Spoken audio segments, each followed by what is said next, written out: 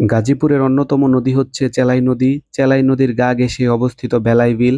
আজ থেকে ৪০০ বছর আগে বেলাই বিলে কোনো গ্রামের অস্তিত্ব ছিল না। বর্ষাকালে বেলাই বিল ভ্রমণের উপযুক্ত সময়। গাজীপুর জয়দেবপুর থেকে কিভাবে খুব সহজে বেলাই বিল ভ্রমণ করে আসতে পারবেন তা নিয়ে থাকছে পুরো ভিডিওতে। কলা কত কইরা? ১০ টাকা আলি।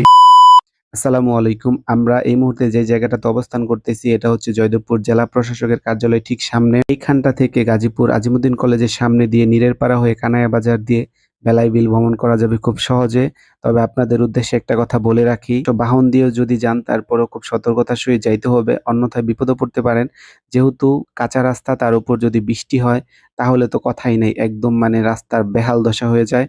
তো আপনারা খুব সাবধানে যানবাহন বা বাইক রাইড করে যেভাবেই যান না কেন যতটা সেফলি রাইড করে যাওয়া যায় ততটাই আপনাদের জন্য মঙ্গলকর হবে। খুব বেশি ভারী যান চলাচল করলে হয়তো বা বলতে পারতাম যে রাস্তার এরকম অবস্থা মানা যায়, কিন্তু এরকম এত সহজসাধ্য যানবাহন চলাচল করার পরেও রাস্তার যদি এই অবস্থা থাকে তাহলে আর সিটি কর্পোরেশনের উন্নয়ন হইল কই? তো যেহেতু সরকারের পরিবর্তন হয়েছে, ছাত্রদের হাতে নেতৃত্ব, আশা করা যায় ওদের হচ্ছে যদি আমরা পর্যাপ্ত সময় দিতে পারি, ধৈর্য সহকারে, ওরা হচ্ছে আমাদের নিরাশ করবে না। তবে যেটা বলতেছিলাম, এইসব রোড গুলা খুব বেশি ভাঙা, আর বৃষ্টির দিন হচ্ছে আপনার এই যে রোডের যে ভাঙা জায়গাগুলো এগুলাতে একদম পানি জমে থাকে। তো কোনটা বেশ গর্ত বা কোনটা কম গর্ত সেটা বোঝা খুবই কষ্টসাধ্য হয়ে যায় যারা বাইক রাইড করেন। আর যারা একদমই নতুন এইসব রোড দিয়ে আসেন না এর আগে, তারা খুব সাবধানতার সহিত আসার চেষ্টা করবেন। আর সব থেকে একটা বিশেষত্ব ব্যাপার আপনাদের সাথে যদি শেয়ার করি, সেটা হচ্ছে এইসব রোড গুলা দুই পাশ দিয়ে আপনি দেখবেন মানে একদম প্রকৃতির এরকম একদম অভয়ারণ্য যে আপনাদের মন একদম পুরো জুড়ে দিবে।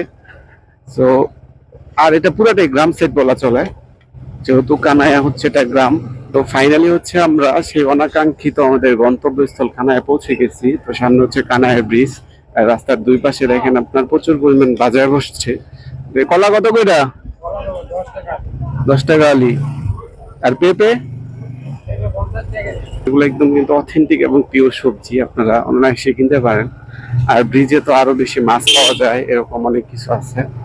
তো এখান থেকে ক্রয় করার আগে খুব বেশি দামাদামি করে কিনবেন, নয়তো ঠকে যাবেন। গাজীপুরের বেলাই বিল মনোরম একটি জায়গা। চেলাই নদীর গা ঘেঁষে এই বিল অবস্থিত। এখানে ইঞ্জিল চালিত আর ডিঙ্গি দুই ধরনের নৌকাই পাওয়া যায়। যেটাতে ভালো লাগে সেটা চাইলে সারাদিনের জন্য রিজার্ভ করে নিতে পারেন। এই নদীর চারপাশে অপূর্ব দৃশ্য তৈরি হয়, সাথে শাপলার ছড়াছড়ি। শুধু চারদিকে তাকিয়ে থাকবেন, আবার কিছুক্ষণ পর পর বাতাসের ঝাপটা যখন গায়ে লাগবে মন একদম জুড়ে যাবে বিশাল এই বিলটির। কোনো কোনো স্থানে প্রায় সারা বছরই পানি থাকলেও বর্ষায় এর রূপ বেড়ে যায় বহুগুণ। বর্তমানে বিলটি ৮ বর্গমাইল এলাকায় বিস্তৃত হলেও একসময় এটি ছিল আরো বড়। বক্তারপুর বামচিনি মৌজার গ্রাম ঘেরা বেলাই বিল। আজ থেকে ৪০০ বছর আগে বেলাই বিলে কোনো গ্রামের অস্তিত্ব ছিল না। খরস্রোত চেলাই নদীর কারণে বিলটি খরস্রোত রূপে বিরাজমান ছিল।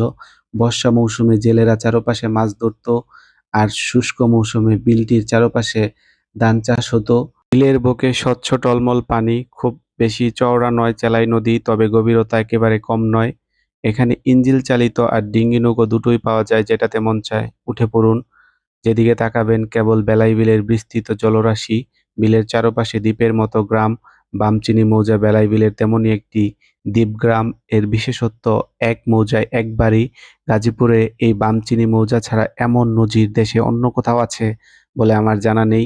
ওই যে ওই জায়গাটাতে হচ্ছে সূর্য অস্ত যাচ্ছে গোধূলি সন্ধ্যা, ওই জায়গাটা হচ্ছে আপনার কানায়া ব্রিজ ছিল। তো আমরা হচ্ছে সামনের দিকে এই যে এই রোডটা দিয়ে হয়ে এই পর্যন্ত ব্রিজটাতে আসছি, এটাও কিন্তু একটা ব্রিজ।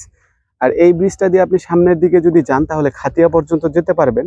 আর খাতিয়ার ওয়েদার আর ফিল তো আরো বেশি অস্থির হবে আশা করি আমরা। আর এখান দিয়ে হচ্ছে যে নৌকা চলে, হ্যাঁ, আপনি হচ্ছে নৌকা ধরেন আপনার ঘন্টা হিসেবে নিয়ে ভাড়া করে বা রিজার্ভ করে যেতে পারেন। আবার হচ্ছে অনেকে মাছ ধরতেছে, মানে এরকম ভিউ ভাই। তার উপর হচ্ছে কিন্তু আপনি যদি তার উপর হচ্ছে কিন্তু বাহিরে হালকা হালকা বৃষ্টি পড়তেছে। এরকম ওয়েদার যদি মিস করতে না চান তাহলে হয়তো বা এরকম জায়গাগুলোতে আসতে পারেন।